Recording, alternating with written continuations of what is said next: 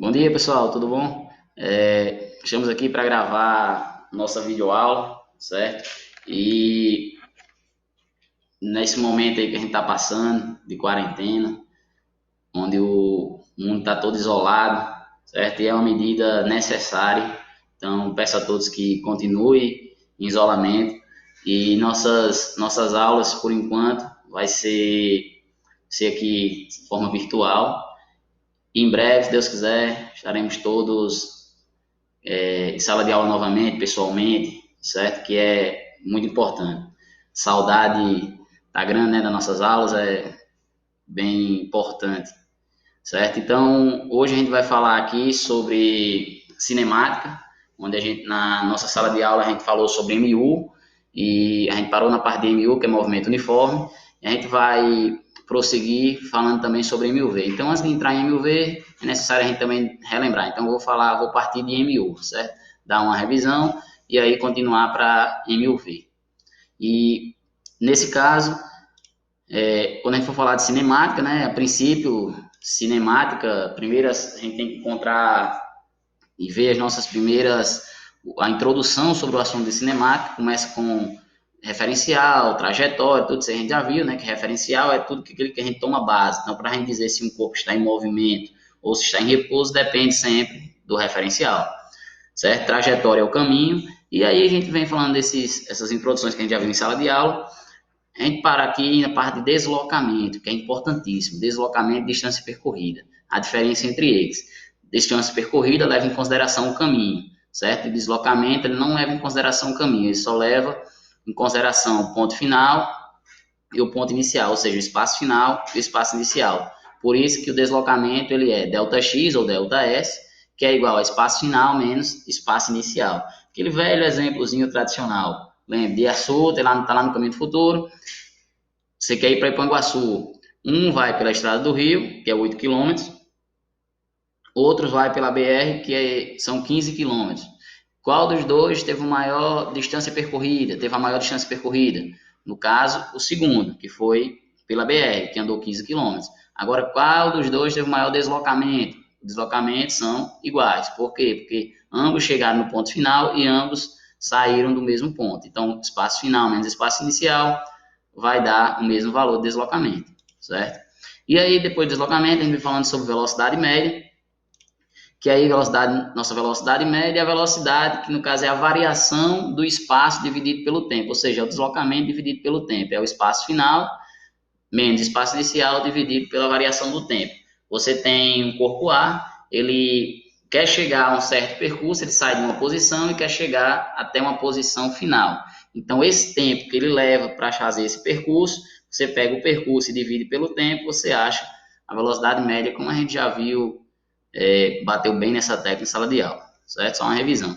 Lembrando que deslocamento no SI, que é o Sistema Internacional de Unidades, no SI o deslocamento é dado em metros e o tempo é dado em segundo. Então, consequentemente, no SI a nossa velocidade é dada em metros por segundo. Só que existem as unidades práticas. A unidade prática que a gente tem de velocidade é quilômetros por hora. E aí a gente tem que saber fazer essa conversão, fazer essa transformação, tanto de metros por segundo para quilômetros por hora, como de quilômetros por hora para metros por segundo. Então, quando você está com o valor em metros por segundo, quer transformar para quilômetros por hora, você multiplica por 3,6. Quando você quer fazer o inverso, transformar de quilômetros por hora para metros por segundo, você divide por 3,6. Então, é muito usual, a gente vai usar muito isso aqui nos nossos exercícios.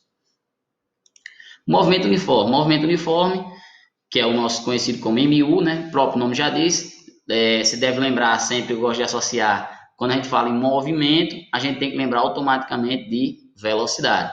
Por quê? Porque para um corpo estar em movimento, automaticamente ele tem que ter velocidade. Um erro comum que acontece é que muita gente pensa que para um corpo estar em movimento, ele precisa ter aceleração. Não. Lembre lá do exemplo da moto. Você está na moto, você vai em 30 km por hora. Se você nem acelera a moto e nem desacelera a moto, você continua com os mesmos 30. Então, sua aceleração é zero, porque não precisou você nem acelerar nem desacelerar, mas mesmo assim você continua em movimento, a moto continua andando. Então, a aceleração ela não está associada com o movimento.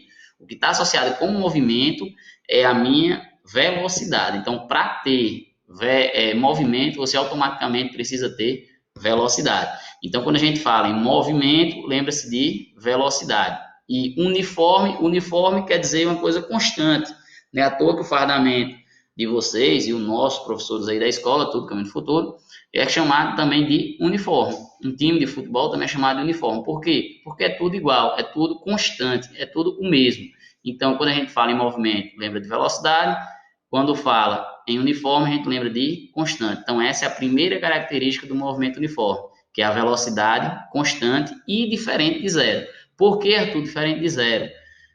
Porque se for velocidade igual a zero, então esse corpo ele não tem movimento nenhum. Se é velocidade igual a zero, então automaticamente ele está em repouso, está parado.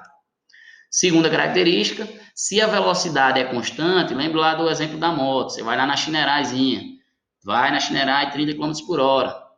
Se você quer manter a velocidade constante, ou seja, tem que manter em 30 sempre, não pode nem aumentar nem diminuir.